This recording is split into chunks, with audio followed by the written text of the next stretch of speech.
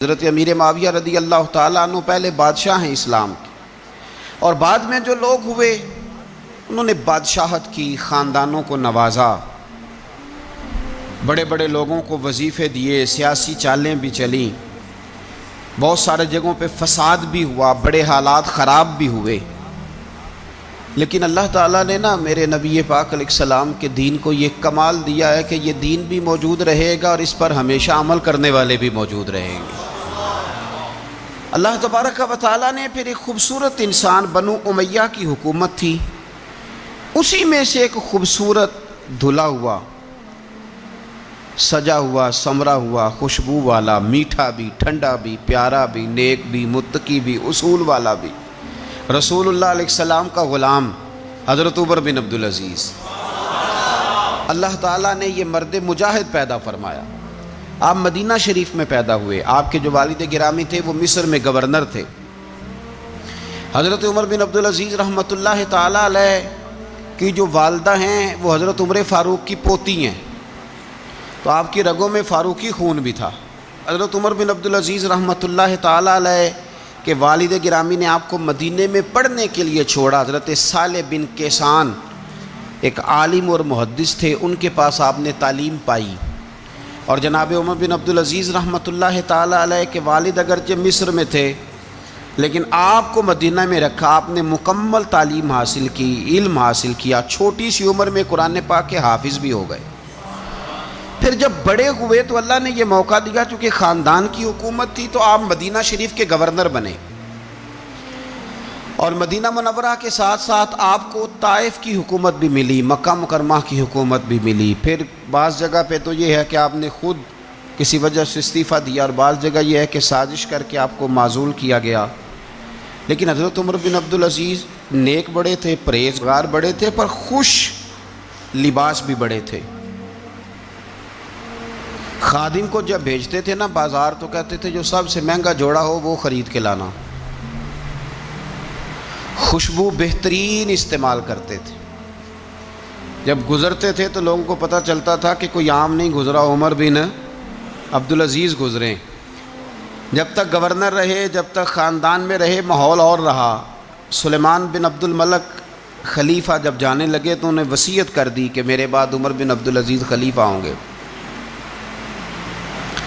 یہاں تو لوگوں کو عہدہ ملے تو لوگوں کی کیفیت بدل جاتی ہے لیکن جب حضرت عمر بن عبدالعزیز کا اعلان ہوا تو رونے لگے، ایک کونے میں بیٹھ کے رونے لگے، فرمانے لگے مجھے امید نہیں تھی کہ وہ اتنا بڑا بوجھ میرے کندھوں پہ ڈال کے چلا جائے گا۔ اتنے سارے لوگوں کا بوجھ، اتنے سارے لوگوں کی آزمائش۔ خیر چونکہ وصیت تھی، آپ کی بیعت لی گئی۔ بیعت لینے کے بعد آپ منبر پہ چڑھے تو فرمایا لوگوں میں تمہیں آزاد کرتا ہوں، اگر تم میرے علاوہ کسی کو حکمران بنانا چاہو تو مجھے کوئی اعتراض نہیں ہے۔ لوگوں نے کہا نہیں، آپ ہی ہمارے حکمران ہوں گے۔ حضرت عمر بن عبدالعزیز دنیا اسلام کے اندر ایسی مثال ہیں، اچھی طرح سمجھ لیں کہ جب حالات اب نہیں اب تر ہو گئے تھے، بد نہیں بدترین ہو گئے تھے، اور بڑے بڑے لوگوں نے عجیب ماحول گھڑ لیے تھے، اس ماحول میں آئے، لمبی نہیں 2.5 سال حکومت کی صرف، لیکن لوگوں کو حضرت صدیق اکبر کی یاد آنے لگی، لوگوں کو سیدنا فاروق اعظم کیا۔ آپ کی جو بیوی تھی وہ بھی بادشاہ کی بیٹی تھی، بادشاہ کی بیوی بھی بن گئی۔ پہلے دن اپنی بیوی سے کہا کہ اب ہم بن گئے ہیں امیر، اب ہمارے ذمے بہت ساری ذمہ داریاں ہیں، اب حالات اس طرح کے نہیں ہوں گے جس طرح کے پہلے ہوا کرتے تھے، اب تمہیں میرا ساتھ دینا ہے، اپنا سارا زیور دو، میں بیت المال میں جمع کرانا چاہتا ہوں۔ یہ بڑا مشکل کام ہوتا ہے کسی خاتون کے لیے، سارا مال وہاں جمع کرا دیا۔ پہلے دن ہی سارے کپڑے سپڑے حضرت عمر نے اپنے خیرات کر دیے، سادہ لباس پہن لیا، اور بڑی تھوڑی غذا گھر میں آتی تھی، بیت المال سے تھوڑا سا وظیفہ، جائیدادیں ساری دے دیں اللہ کے رستے میں، غریبوں میں بانٹ دیں۔ ایک دن گھر میں تشریف لائے تو بچیوں نے منہ پہ ہاتھ رکھ لیا، حضرت عمر بن عبدالعزیز بات کرتے ہیں تو بیٹیاں منہ چھپا لیتی ہیں. پتر کیا بات ہے بیٹے، میرے منہ سے بدبو آ رہی ہے، منہ چھپاتی ہو؟ تو بچیاں خاموش ہوئیں. جب دوبارہ پوچھا تو کہنے لگے ابا جی جو آپ خرچہ دیتے ہیں نا اس میں 2 وقت روٹی نہیں پک سکتی. اور یارو میں آپ کو وقت کے امیر کی بات سنا رہا ہوں. یہ جو رکھ رکھاؤ میں نے اور آپ نے بنا لیا ہے تو خرچے اتنے بڑھا لیے کہ ہم الجھ گئے، ہم سے پورے نہیں ہوتے. لیکن جنہوں نے اولادوں کو سادہ رکھا، حالات قابو میں رکھنے میں کامیاب ہوئے، بچ گئے. میرے نبی کریم صلی اللہ علیہ وسلم نے فرمایا جو ضرورت کے مطابق جسے اللہ نے روزی دے دی وہ کامیاب ہو گیا. لیکن ہم بہت الجھ گئے، بہت دور نکل گئے. بیٹیوں نے منہ میں ہاتھ رکھا. پتر کیا بات ہے ابا جی، جتنے پیسے آپ لاتے ہیں 2 وقت کی روٹی نہیں پک سکتی، تو ہم نے پیاز سے روٹی کھائی ہے، منہ سے بدبو آ رہی ہے. تو اس لیے آپ کے سامنے منہ نہیں کھولا کہ آپ کو کراہت ہوگی. تو حضرت عمر بن عبدالعزیز آنکھوں میں آنسو تو آئے پر کہنے لگے یا اللہ تیرا شکر ہے کہ جس جگہ میں اپنی اولاد کو کھڑا کرنا چاہتا تھا میری اولاد وہاں کھڑی ہو گئی ہے. یہ پیاز سے روٹی کھا کے بھی شکر ادا کرتی، پیاز سے روٹی کھا کے بھی. آپ یقین کریں میرے ابا جی میری والدہ سے کہتے تھے کہ بڑولے میں گندم میں نے ڈلوا دی ہے، یہ میری ذمہ داری تھی. اب اچار کا ایک مرتبان بنا لے تو انشاءاللہ گرمیاں مسئلہ کوئی نہیں. میں نے دیکھا ہے انہیں پیاز سے روٹی کھاتے، میں نے دیکھا ہے وہ ایک پیاز سے روٹی کھاتے اور پیاز روٹی کے اوپر رکھ لیتے. اور آخر میں ان کا چہرہ جب ہم لوگ دیکھتے تو وہ کہتے اللہ تیرا کتنا شکر ہے، سوال نہیں کرنا پڑا، گندم بھی اپنی تھی، پیاز بھی اپنا تھا، گھر میں نے بچوں کے بیچ بیٹھ کے روٹی کھا لی. اور یوں لگتا تھا کہ وجود بھی ان کا سارا شکریہ ادا کرتا ہے، صرف زبان نہیں. حضرت عمر بن عبدالعزیز نے اپنے گھر کے اندر عید والے دن بیٹیوں نے کہا ابا جی جوڑے پرانے ہیں، یارو ہو جاتا ہے، بس تھوڑا سا نا توجہ کی ضرورت ہے، ہو جاتا ہے، نئے کپڑے لینے ہیں. اب ایک گھر میں شادی ہوتی ہے تو اس گھر سے تعلق رکھنے والے ہر گھر میں شادی سمجھ لے شروع ہو گئی. لاکھوں روپے کا مال صرف کپڑوں پہ، جوتوں پہ اور ان کے لوازمات پہ لگتا ہے. غربت کیسے ختم ہوگی؟ حالات کیسے ٹھیک ہوں گے؟ پردیس میں جانے والے واپس کیسے آئیں گے؟ کس طرح یہ ماحول ٹھیک ہوگا جب اخراجات اتنے بڑھا لیے جائیں؟ حضرت عمر بن عبدالعزیز رحمۃ اللہ علیہ کی بیٹیوں نے کہا عید پہ کپڑے لینے، ضد کی تو جناب عمر نے اپنے وزیر خزانہ کو خط لکھا، فرمایا 1 مہینے کی تنخواہ مجھے ایڈوانس دے دو، بیٹیوں کے کپڑے لینے ہیں. تو جب بادشاہ عمر بن عبدالعزیز جیسا ہو تو پھر وزیر بھی نیک ہی ہوتے ہیں، وزیر بھی نیک. تو وزیر کہنے لگا حضور کچھ باتیں آپ سے سیکھی ہیں، اگر اجازت دیں تو کر لوں. کہا جناب کرو.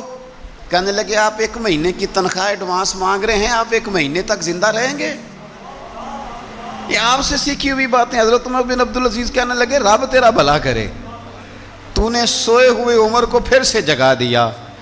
بیٹیوں سے آ کے کہنے لگے پتر پرانے کپڑے دھو کے پہن لو، اگر کپڑے دھو کے پہن لوگی اور پہن کے رب کی بارگاہ میں کھڑے ہوگی تو رب تو پہلے ہی بڑا قبول فرمانے والا ہے، اللہ تو پہلے ہی بڑا قبول کرنے والا ہے. تو صاحب یاد رکھیں حضرت عمر بن عبدالعزیز نے اپنے گھر کے اندر یہ ماحول پیدا کیا، اپنے گھر کے اندر یہ کیفیات آپ نے بنائیں، بنا کر کے سجائیں. میرے عزیز یاد رکھیں کچھ چیزیں ایسی ہوتی ہیں جن پر انسان اگر توجہ کر لے تو آسانی سے معاملات ٹھیک ہو جاتے ہیں. حضرت عمر بن عبدالعزیز نے خود بھی سادگی اختیار کی، آپ کے بچوں نے بھی سادگی. ہوتا یہ ہے کہ جس طرح کا حکمران ہوتا ہے نا رعایا پر اس کے اثرات ہوتے ہیں. یہ ایک اصولی بات ہے، جس طرح کا حکمران ہو رعایا پر اس کا اس طرح کا. ولید بن عبد الملک جب حکمران تھا نا تو اسے عمارتیں بنانے کا بڑا شوق تھا، بڑی بڑی بلڈنگیں کھڑی کرنا، بڑے بڑے محلات بنانا. تو اس زمانے میں ہر آدمی بلڈنگ کی بات کرتا تھا، ہر آدمی جو ہوتا تھا وہ کسی نہ کسی نئے مٹیریل کی بات کرتا تھا، نئے نقشے کی بات کرتا تھا. جب سلیمان بن عبد الملک حکمران بنا تو سلیمان بن عبد الملک جو تھا اس کو شوق تھا شادیاں کرنے کا. یہ بھی شوق ہوتا ہے بادشاہوں. اس زمانے میں لوگ شادی کی بات کرتے تھے, نکاح کی بات کرتے تھے, بیاہ کی بات کرتے تھے. تو پورے ماحول کے اندر ایک چیز پیدا ہو گئی تھی. لیکن جب حضرت عمر بن عبدالعزیز کا زمانہ آیا تو وہ راتوں کو عبادت کرتے تھے, وہ وظائف پڑھتے تھے, وہ قرآن پاک کی تلاوت کرتے تھے, وہ اللہ کا ذکر کرتے تھے. تو پھر ایک ماحول بن گیا جو ذکر الہی کا ماحول تھا, پھر ایک ماحول بن گیا جو تقوی کا ماحول تھا, پھر ایک ماحول مارد وجود میں آیا جو پرہیزگاری کا ماحول تھا. عام عوام بھی اللہ کے ذکر کی باتیں کرنے لگی, عام ماحول بھی اس طرح. حضرت عمر بن عبدالعزیز نے سب سے پہلا یہ کام کیا کہ بادشاہی پروٹوکول ختم کرائے. ختم ہو گئے پروٹوکول. آپ نے فرمایا کوئی شاہی خاندان کا بندہ آئے تو کسی کا کوئی پروٹوکول نہیں ہے, میرا بھی کوئی پروٹوکول نہیں ہے. بلکہ آپ نے فرمایا کسی خطیب کو, کسی امام کو اجازت نہیں کہ میرا نام لے کے میرے لیے دعا کرے. سب مسلمانوں کے لیے دعا کرنا. فرمانے لگے الحمدللہ میں مسلمان ہوں, جب تم مسلمانوں کا نام لے کے دعا کرو گے تو میں بھی اندر ہی آ جاؤں گا. اضافی طور پر نام لے کے دعا کرنے سے بھی روک دیا. بلکہ ایک عورت عراق سے آئی, اس کی 5 یتیم بچیاں تھیں تو اسے ضرورت تھی وظیفے کی. اس نے آ کے پوچھا حضرت عمر بن عبدالعزیز کا گھر کہاں؟ تو لوگوں نے فرمایا وہ سامنے جو ٹاٹ اور بوریے کا پردہ لٹک رہا ہے وہ عمر بن عبدالعزیز کا گھر ہے. دروازے پہ دستک دی تو ایک عورت اندر برتن دھو رہی تھی. پوچھا السلام علیکم, امیر المومنین سے ملنا ہے. وہ کہنے لگی اس درخت کی چھاؤں میں بیٹھ جاؤ, ابھی تشریف لاتے ہیں. تھوڑی دیر گزری تو حضرت عمر بن عبدالعزیز آئے تو کنویں سے پانی نکال کے نا, سین میں کنواں تھا تو جو جگہ میں مٹی اڑ رہی تھی نا, گرد اڑ رہی تھی, ہوتا ہے نا عصر کے بعد لوگ پانی پھینکتے ہیں, وہاں پانی پھینکنے لگے, چھڑکاؤ کرنے لگے.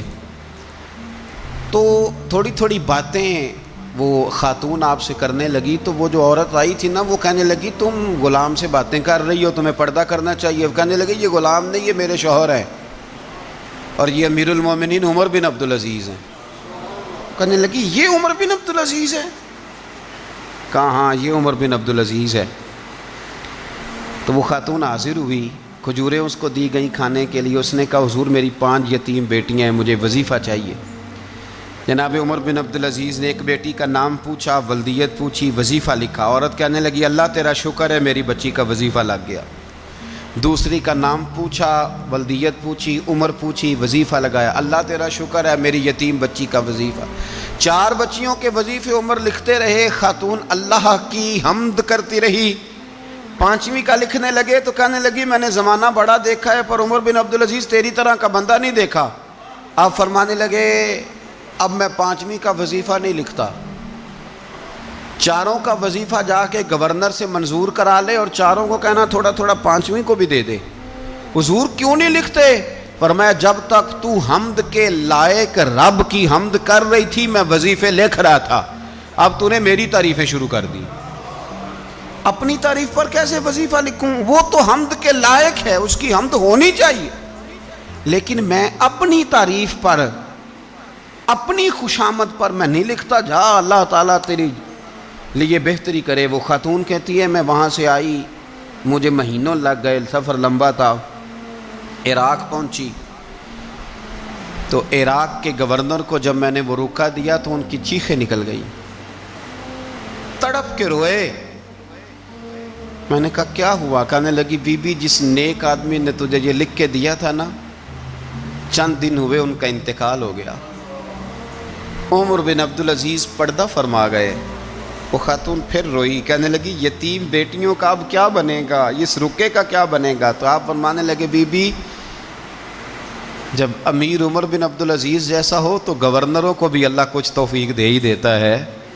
اگر انہوں نے تیرا وظیفہ زندگی میں لکھا تھا تو فکر نہ کر, جب تک میں زندہ رہوں گا وظیفہ پہنچتا رہے گا. آپ کے گورنر نے لکھا کہ حضرت صاحب گورنر ہاؤس کی عمارت کمزور ہو گئی ہے, نہیں بنا لوں. تو آپ فرمانے لگے تو عدل کا قلعہ کیوں نہیں بناتا, انصاف کی دیواریں کیوں نہیں کھڑی کرتا؟ فرمایا چھوڑ اینٹیں لگانا, عدل و انصاف کا قلعہ بنا. سب سے بڑی بات یہ تھی کہ بڑے پابند تھے صوم و صلات کے, دن کو تلاوت کرتے, رات کو عبادت کرتے. پنجگانہ نماز میں کھڑے ہوتے، اللہ کے خوف کی بات آتی تو چڑیا کی طرح پھڑ پھڑاتے، ڈرتے۔ آپ کی اہلیہ کہنے لگی عمر بن عبدالعزیز یہ کیفیت کیسے ہوئی؟ فرمانے لگے ایک ذہن میں بات بیٹھ گئی تھی کہ رب نے حساب پوچھنا ہے اور میں نے حساب دینا ہے، تو جس کو پتا ہونا میں نے حساب دینا ہے اور مجھ سے کسی نے حساب پوچھنا ہے، پھر سمجھیں حساب دینا ہے اور کسی نے حساب پوچھنا ہے، حساب دینا ہے اور حساب، تو فرماتے ہیں جب یہ ذہن بن گیا نا کہ میں نے حساب دینا ہے اور رب نے حساب پوچھنا ہے، تو بس پھر میں نے حساب کر کے رکھنا شروع کر دیا۔ پھر میں نے کوشش کی ہے کہ حساب کروں کہ نا انصافی نہ ہو جائے، ظلم نہ ہو جائے۔ ایک آدمی بڑی دور سے چل کے آیا، عرض کی حضور آپ کے گورنر نے میرا مال چھین لیا ہے، واپس نہیں کرتا۔ تو حضرت عمر بن عبدالعزیز رحمۃ اللہ نے رکا لکھا، فرمایا میں نے تو تجھے نیک آدمی سمجھ کے گورنر بنایا تھا اور تو لوگوں کے مال نہیں واپس کرتا، فوراً واپس کر۔ اس کے نام جب خط لکھا تو آدمی خوش ہو گیا، تو آپ فرمانے لگے اب یہ بتا تیرا آنے جانے کا خرچہ کتنا ہوا؟ عرض کی حضور کیا مطلب؟ آپ فرمانے لگے ایک تجھ پہ ظلم ہو اور دوسرا تیرے اوپر اور خرچے ڈالے جائیں۔ دیکھیں نا، ایک آدمی کی زمین پہ قبضہ ہو، پھر وہ وکیل کرے، پھر وہ گواہ اکٹھے کرتا پھرے، پھر وہ مسائل میں الجھ جائے۔ جناب عمر بن عبدالعزیز نے ہمیں ایک سوچ عطا فرمائی، فرمایا ایک تیرے اوپر ظلم ہوا، ایک تجھے اتنی تکلیف ہوئی یہاں آنے کی، اور ایک تیرا خرچ ہوا، بتا کتنے پیسے؟ عرض کی حضور میرا تو لاکھوں کا مال آپ نے واپس کرا دیا ہے، اب چھوڑے خرچے کو۔ فرمایا نا بھائی، یہ میرے رسول کائنات کا دین ہے، اس میں ہم ہر شے کا حساب کر کے رکھیں گے۔ تیرا خرچ ہوا ہے، تیرا خرچہ ہوا ہے، تجھے آنا پڑا، تجھے جانا پڑا۔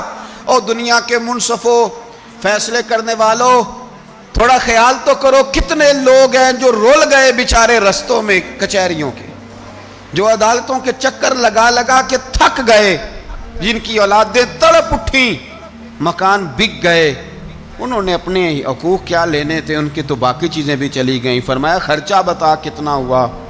عرض کی حضور 60 دینار تقریباً۔ فرمایا اسے مال خزانہ سے 60 دینار بھی دو۔ پھر فرمایا میری جیب سے اسے 50 اور دو تاکہ یہ آنے جانے میں مزید روٹی کھا سکے، گوشت کے ساتھ روٹی کھائے۔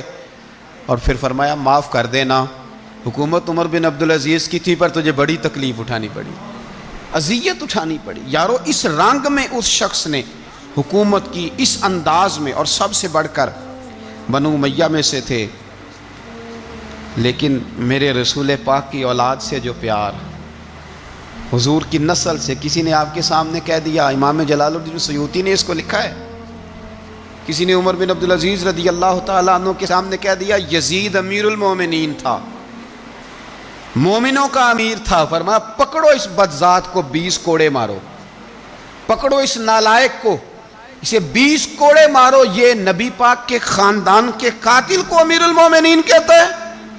یہ فتویٰ جناب عمر کا۔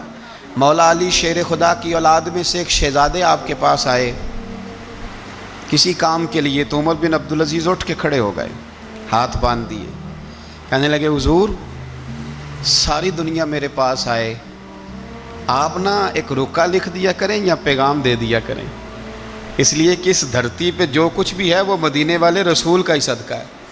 حضور کی اولاد سے پیار، نبی پاک صلی اللہ علیہ وسلم کے خاندان کے ساتھ محبت۔ حضرت عمر بن عبدالعزیز نے فلاح عامہ کے کام کرائے، بڑے بڑے سرائے بنائے، لوگوں کے ٹھہرانے کا بندوبست کیا، وظائف دیے غریبوں کو، مساجد بنائیں، مدارس بنائے۔ آپ کو مجدد کہا جاتا ہے، نئے سرے سے تجدید کی، علماء سے پیار کیا، صدقات و خیرات کا ایک ایسا ماحول دنیا کے اندر بنایا کہ لوگ کہتے ہیں کہ ہم زکوٰۃ دینے کے لیے بندہ تلاش کرتے تھے، پر جناب عمر بن عبدالعزیز کے زمانے میں کوئی زکوٰۃ لینے والا میسر نہیں آتا تھا۔ ایک شخص ملا تو لوگوں نے اس کو اتنی زکوٰۃ دی، اتنی زکوٰۃ دی، اتنی زکوٰۃ دی، لوگ خوشحال ہو گئے، اتنی زکوٰۃ دی کہ اگلے سال وہ خود زکوٰۃ دے رہا تھا۔ حضرت عمر بن عبدالعزیز نے ایسا ماحول بنا کے لوگوں کو دیا، اس طرح کی نوعیت آپ نے لوگوں کو دی کہ خوشحالی نظر آنے لگی، ذمیوں کے، غیر مسلموں کے حقوق کا بھی تحفظ فرمایا۔ 39 سال عمر پائی صرف، نمازیں بھی پڑھ گئے، صدقے بھی دے گئے، عبادتیں بھی کر گئے، 2.5 سال حکومت بھی کر گئے، اللہ رسول کو راضی بھی کر گئے۔ عمر پائی 39، پورے 40 نہیں، 39 سال عمر پائی، اتنا کچھ کر گئے۔ ہم تو بھی انتظار میں رہتے، ہم تو بھی انتظار میں۔ اٹھ فریدا ستیا تے داڑھی آ گیا ہی پور، اٹھ فریدا، یہ ستیا کا مطلب بابا جی نے غفلت بیان کیا ہے۔ اس کا مطلب یہ نہیں کہ سچی مچی سویا ہوا تھا، کہتے تو غافل ہے۔ اٹھ فریدا ستیا داڑھی آ گیا ہی پور، اور اگا نیڑے آ گیا ہی، پیچھا رہ گیا ہی دور۔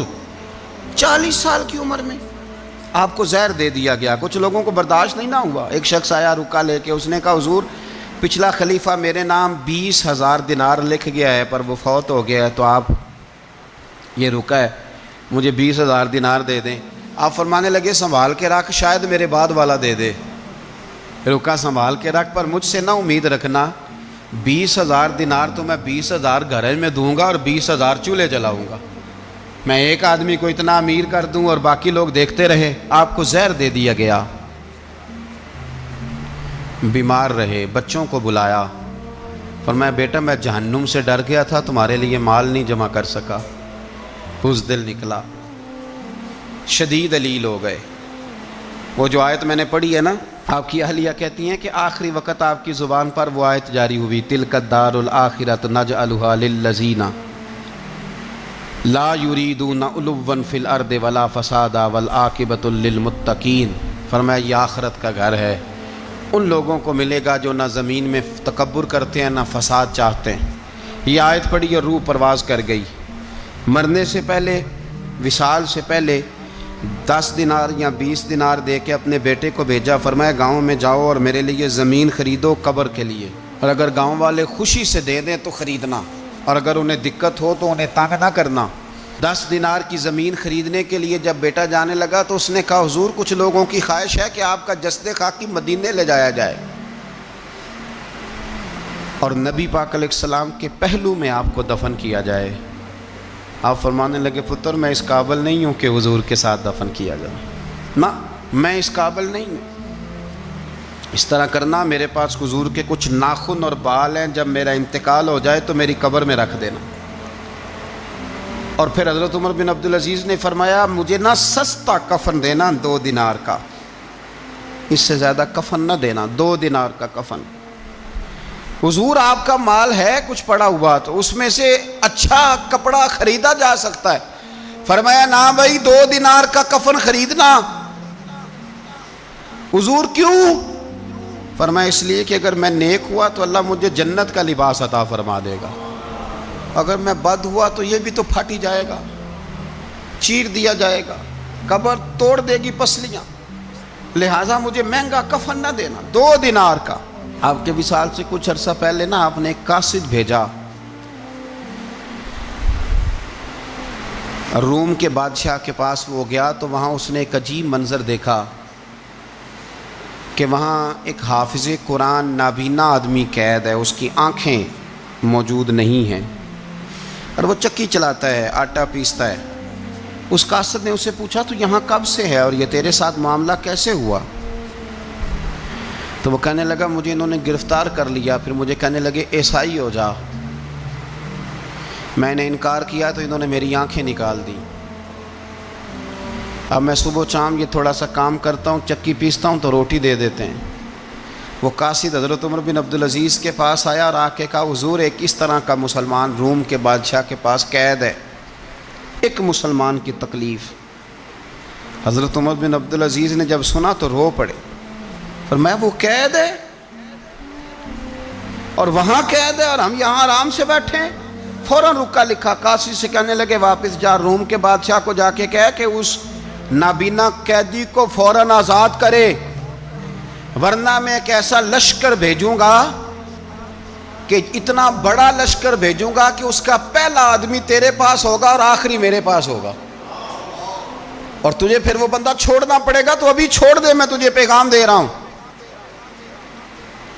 وہ قاصد کہتا ہے جب میں رکا لے کے پہنچا، ظاہر ہے بڑا لمبا سفر ہوتا تھا، آنے جانے میں مہینوں بھی لگ جاتے تھے، کہتے میں نے رکا دیا تو اس نے پڑھا، کہنے لگا میری طرف دیکھ کے، رکا میں نے پڑھ لیا ہے، علماء علماء کو جانتے ہیں، تاجر تاجروں کو جانتے ہیں، تو بادشاہ بھی بادشاہوں کو جانتے ہیں۔ فرمایا تم مسلمان ہو، میں نہیں ہوں، پر اتنی تم اس درویش کی قدر کرتے ہو، میں تم سب سے بڑھ کر قدر کرتا ہوں۔ میں اس بندے کو لشکر لے کے آنے کی تکلیف نہیں دوں گا، میں ویسے ہی قیدی آزاد کرنے لگا، تم لے جاؤ۔ کہتے ہیں مجھے چند دن وہاں رہنا پڑا، کچھ لوازمات تھے جن کے لیے رکنا پڑا۔ ایک دن میں شاہ روم کے دربار میں گیا تو وہ تخت سے نیچے اتر کے رو رہا تھا، اور اس کی ہچکی بندھی تھی اور اس کے سینے سے آواز نکل رہی تھی۔ میں نے پوچھا لوگوں سے کیا ہوا، کہنے لگے خود ہی پوچھ لو۔ میں نے جا کے کہا بادشاہ کیا ہوا، کیوں رو رہے ہو؟ تو کہنے لگا آج دھرتی کا حسن اٹھ گیا ہے، آج سنگار ختم ہو گیا، آج دھرتی کا حسن اٹھ گیا۔ میں نے کہا کیا ہوا؟ کہنے لگے عمر بن عبدالعزیز انتقال کر گئے، تمہارا امیر چلا گیا۔ تو میرے دل میں خیال آیا، میں نے آہ بھری، میں نے کہا پھر ہمارے لیے کیا حکم ہے؟ تو فرمانے لگے وہ چلتا پھرتا راہب تھا، لوگوں کے پاس کچھ نہیں ہوتا تو وہ فقیر ہوتے ہیں، پر اس کے قدموں میں تو خزانے تھے، پر وہ پھر بھی فقیر تھا۔ فرمایا اس کا حکم اگر میں زندگی میں مانتا تھا تو مرنے کے بعد بھی بات مانی جائے گی، تمہارا قیدی بھی تمہیں واپس کیا جائے گا اور عمر بن عبدالعزیز کی بات بھی سنی جائے گی۔ کسی نے حضرت عبداللہ بن مبارک سے کہا آپ بڑے زاہد ہیں، آپ نے دنیا چھوڑ دی۔ فرمایا میں تو عالم فاضل ہو کے زاہد ہوں، زاہد تو اصل میں عمر بن عبدالعزیز تھے جو بادشاہ ہو کے زاہد تھے۔ مالک بن دینار بھی کہتے تھے وہ بادشاہ ہو کے زاہد ہیں۔ ان کا انتقال ہوا تو خواجہ حسن بصری فرمانے لگے آج دنیا سے بہترین آدمی چلا گیا۔ حضرت سیدنا امام احمد بن حنبل فرمایا کرتے تھے جو عمر بن عبدالعزیز کا ذکر کرے رب تو اس پر بھی رحمت نازل فرمائے گا۔ ارے یہ تو وہ شخص ہے کہ جب تک موجود تھا تو حسن موجود تھا، اور آج بھی ان کا ذکر کریں تو اللہ دلوں میں نور پیدا کر دیتا ہے۔ حضرت عمر بن عبدالعزیز رحمۃ اللہ علیہ تو وہ نیک آدمی تھے کہ ایک شخص آپ سے گفتگو کر رہا تھا، سرکاری بات چیت ہو رہی تھی تو چراغ بھی سرکاری جل رہا تھا۔